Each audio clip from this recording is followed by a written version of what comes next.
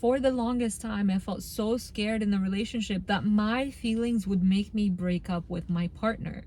It felt so scary because it felt like something I didn't even want to do.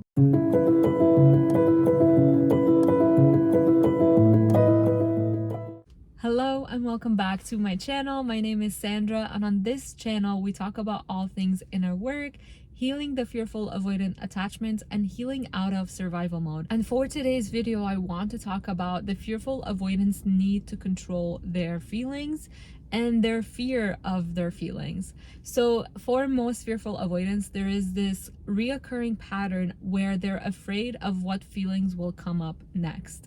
They're afraid of guilt, they are afraid of stress, they are afraid of shame, they are afraid to even be happy, and they're afraid of connecting with their partner. And the reason that they're so afraid of their feelings is because they actually put their feelings on a pedestal.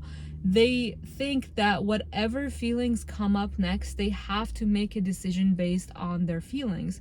So in a relationship, let's say, when they are with their partner and they are not feeling passionate all of the time, and they are not getting butterflies all of the time, and they're not having intense positive emotions all of the time 24/7, because that is what they think has to happen in a relationship, they think that something is wrong with the relationship. They think they are not with the one, they are not with the right partner, with the perfect partner. This was something that I really struggled with my partner, was reconciling those feelings of not feeling passionate all the time, not feeling like he was the one, not feeling like he was perfect, and me feeling that constant need to criticize him because I was scared of the connection that I was feeling, because I was scared of the consistency he was showing up with, because I was scared of the actual connection and the intimacy in this relationship. For the longest time, I felt so scared in the relationship that my feelings would make me break up with my partner. It felt so scary because it felt like something I didn't even want to do. I knew that I wanted to stay, but a part of me just couldn't allow that to happen. And a part of me was saying, if you're not feeling passionate, if you are not feeling interested all the time, if you're not feeling like he is perfect, like he is the one, you must break up with him. And then another part of me was saying, no, don't break up with this amazing person. And so it was so hard reconciling the two and going day to day with this intense feeling that I had to break up with my partner. And I would literally look for reasons to break up with my partner aside from my feelings, because on paper, it made no logical sense to actually break up with my partner. It literally didn't make sense because I loved being with him. I loved his personality. I loved him as a person. So it didn't even make sense to break up with this partner. I'm still with the same partner now, and we have been together for 9 years now. But it just didn't, at the time, it didn't make sense to me why I was feeling like I needed to break up with him. I didn't understand why I felt like such an urge to break up with him when I actually wanted to stay with him, when we actually shared the same values and the same background and the same lifestyle. We shared so many things that made me want to stay in this relationship. But at the same time, there were so many parts of it that were saying, no, don't stay. There's not enough passion. You're not passionate 24/7. And anyone who knows and has been in a relationship for a really long time, you ask any old couple who has been in a relationship for 10 years, 20 years, 40 years, however long it is, they will tell you the secret to a happy relationship is friendship. The secret to a long-lasting relationship or marriage is friendship. It all starts with friendship, and that is what I have with my partner. But the fearful avoidant part of me kept questioning, is it just friendship? Because I'm not feeling passionate 24/7. Is this just a friendship thing? And there was this part of my worry brain that kept telling me, like, do you really want to commit to this person? Do you really want to stay in a passionless friendship? Do you really want to stay in this relationship long term and commit to one person? You have no idea what the options are out there. You have no idea, blah, blah, blah, blah, blah. And like all these things would come in. It's like my worry brain was trying to protect me. My worry brain was really trying to invent all of these stories and all of these things to protect me, because it felt the connection that I was forming. It felt the safety that my partner was holding for me, and it got scared of that. And when you reassure your worry brain that everything is okay, when you reassure yourself that everything is fine, when you put things into perspective, and the reason I love making these videos is because I feel like it helps put things into perspective. It helps your worry brain understand what is actually going on and that it is actually safe to be in this relationship. That you don't have to run away from connection. You don't have to run away from your feelings, because your feelings are just feelings. They are fleeting, they are going to come and go, and that doesn't mean you have to make decisions based off your feelings. In fact, I don't recommend making decisions based on your feelings. Because if someone, let's say, just only made decisions based off their feelings, they are going to ruin their lives, because your feelings are always changing. That is the one constant about life, is that life is always changing and your feelings are always changing. So imagine you just lived based off your feelings changing constantly, and you only did things based off your feelings. You will ruin your life. Because sometimes we feel guilty, and sometimes we feel tired, and sometimes we feel stressed, and sometimes we feel happy, and sometimes we feel sad, and whatever emotion that comes up. Like, imagine if you literally lived on this roller coaster of a ride and you base your decisions off these feelings. That is how fearful avoidants live. That is what they think they have to live like. They think they have to go on this roller coaster of emotions, and they go on these highs and lows of their emotions, and they think that this is normal. But this is not normal. You can actually just allow yourself to feel your feelings, allow anything that needs to be expressed by feeling it in your body and not by suppressing it. And see how big of a difference that actually makes in your life when you no longer feel so scared of the decisions that you're going to make, when you no longer feel scared of the feelings that you're feeling, when you no longer feel scared of the decisions that you want to make, when you just allow yourself to make decisions from a place of clarity, from a place of groundedness, rather than feeling that you have to act on your intuition, which is sometimes just your worry brain screaming at you. What if you actually allowed yourself to just make decisions from a place of clarity, instead of just allowing them to control you and make you think that you have to act on them right in the moment? Because you don't. And the reason my relationship was actually able to survive that phase of my life is because I didn't allow my worry brain to get in the way. I decided to commit to my partner, and I said, I am going to figure this out. I am going to figure out what the issue is here, and I'm going to just commit to this one person. I'm not going to think about all the other options. I'm not going to think about how scary it feels that what if I commit to this one person for the rest of my life and it's the wrong person? What if this is a passionless relationship? I literally just decided to commit to my partner and just go with it. And once I did that, I saw all the ways that my partner was showing up for me that I didn't notice before.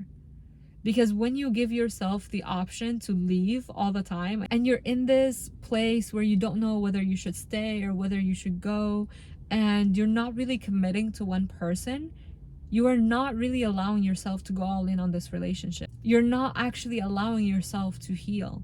And all of these are patterns of the fearful avoidant. They think they have to be with the one, they have to be with the perfect person, they have to feel intensely, and they have to feel passionately all the time. And if that is not happening, then they think something is wrong with that. And then on the other end of this, when they start to experience emotions that they don't like, that they don't want to experience, and that they may have to act on, such as, I'm not attracted to my partner, I don't feel like I am with the one, I am with a secure partner, and I'm not feeling the passion and the excitement all of the time. Sometimes it feels boring to me, and therefore I think I need to act on this feeling, and I need to actually break off this relationship. And when that comes up, they fear this, because to them, their feelings are in control. To them, their feelings are actually their boss. Their feelings are in control of them, because they think whatever feeling comes next, if I don't feel attracted to my partner, if I don't feel passionate about my partner 24/7, I am afraid of what that might make me do. I am afraid of having to break up with my partner because I have this feeling, even though I don't want to break up with my partner. Because on some level, you can feel that you are with an amazing person, you are with a secure amazing partner who really is there for you, who loves you unconditionally, who continues to show up for you. But a part of you also feels so scared that they want to sabotage that. A part of you thinks that emotions are the decision maker, when in reality, your feelings are just feelings. As human beings, we get to experience all kinds of emotions. We get to experience all ranges of emotions. And we don't actually have to make decisions in the moment based on feelings, because feelings are actually fleeting. And this is something the fearful avoidant doesn't really understand. And they put feelings on a pedestal thinking they have to make decisions based off their feelings. In this moment, if I am not passionate about my partner, I must break up with them. Something is wrong. Instead of just allowing that to be what it is, allowing that to pass, because that is what feelings are. Feelings are fleeting. You actually don't feel feelings more than 90 seconds if you allow yourself to feel them. And then once they are expressed, you come back to your natural state. But when you are experiencing a feeling for so long and you're feeling stressed, let's say, or you're feeling guilty, or you're feeling fear, it is because you're choosing to hold on to that feeling and you're not allowing yourself to express whatever you're going through. You're not allowing yourself to feel the feeling. You're not allowing it to move through your body because you're afraid of what it will make you do. But the funny thing is that once you actually just allow yourself to feel the feeling and you tell yourself, it doesn't matter what this feeling is telling me, it doesn't matter what stories I make up about this feeling. What if I actually just allowed it to be without making up stories, without saying, when I feel this feeling, I need to break up with my partner? That right there is the story. That is the story you tell yourself, that when I feel this feeling, it means this. That when I feel this feeling, I have to do this. That is a story that you've been telling yourself for so long. And when you actually just remove that and you feel your feelings, you allow them to just be there. It'll only take 90 seconds max. When you do that, you stop letting your feelings be in control of you. Because you're thinking right now, if I don't feel my feelings and I suppress them and I push them down, then they won't have to make me do anything I don't want to do. When in reality, they are actually in control of you, because when you don't feel your feelings, then you're stuck more in these patterns. Then you are stuck more in this type of push and pull relationship where you don't feel safe to express yourself exactly as you are, where you don't feel safe to express what you're actually going through, where you don't feel safe to be vulnerable because you think that that makes you weak. Your feelings are actually in control of you right now, but your worry brain makes you think that this is the right way to do it, that this is keeping you safe. And in a way it is, and it is serving a purpose, and it has helped you come this far. But the way to heal towards a more secure attachment style is to actually feel your feelings and to allow them to be there, and know that they don't actually mean anything about you. Because a big part of it is you think, when I think these things and make up stories about them, this means this about me. When I show up in this way, or when I say no to someone and I feel guilty, I am a bad person. When I show up and I set a boundary, this makes me a bad person. And then you try to control the other person's reaction, the other person's emotion, because you don't want to hurt anyone. Because you think, I am a bad person and I don't want to be a bad person, so I need to control other people's emotions, even though that is not even your responsibility. So do you see how this one pattern actually impacts your relationships in such a bigger way? I want you to take a second now to think about and imagine, what would it actually feel like if I was in control? If I just allowed myself to feel my emotions and I didn't allow them to be in control of me. I didn't allow them to be my boss, and I didn't allow them to make the decisions for me. Because at the end of the day, your feelings are not the end all be all. You don't even have to act on your feelings. You can explore your feelings and see why the things that are coming up, but you don't have to do anything because you're feeling a certain way. Feelings are a part of life, and as a human being, we get to experience all kinds of emotions, and that doesn't have to mean anything about you. And oftentimes this pattern is what causes so many issues between a fearful avoidant and a secure partner, because you think that whenever that things aren't going so passionately and they're not so exciting all of the time, that you need to break up with your partner because they are not the one. You are looking to feel something, and you are looking to get that from your partner, get that passion, get that excitement from your partner, and you equate all of that with a good relationship, when in reality that isn't what makes a good relationship. What makes a good relationship is the ability to have a conversation, is the ability to discuss something, is the ability to be on the same page, have the same values, is the ability to be able to hold someone else's emotions, to be able to understand them on a deep level, to practice unconditionally loving someone. That is such an amazing thing to get to practice in a relationship, to unconditionally love someone for who they are, regardless of whatever flaws are coming up. Not saying to take toxic behavior, but everybody who's in this community and is on this channel understands what I'm saying when I say this, that sometimes we are with secure partners, sometimes we are with good people who really love us, who care about us, but that scares us so much because when we've experienced connection in the past, that didn't go so well for us. We had this type of relationship with our caregivers at an early age where sometimes they gave us love and sometimes they didn't. Sometimes they were the source of fear in our life. Sometimes they were the people that were abusing us. Sometimes they were the people that dismissed our emotions. Sometimes they were the people that made us feel the most unsafe. So it makes so much sense that you feel this way. And I totally get it. It makes so much sense. And I want you to not beat yourself up if this is where you're at, because it took me so long to figure out all of these patterns. It took me so long to really understand what parts were actually me and what parts were this attachment style, because for the longest time I associated all of these things that I experienced as me, and I felt so bad about the way I was showing up. And I really truly felt like such a horrible human being for the way I was showing up in my relationships.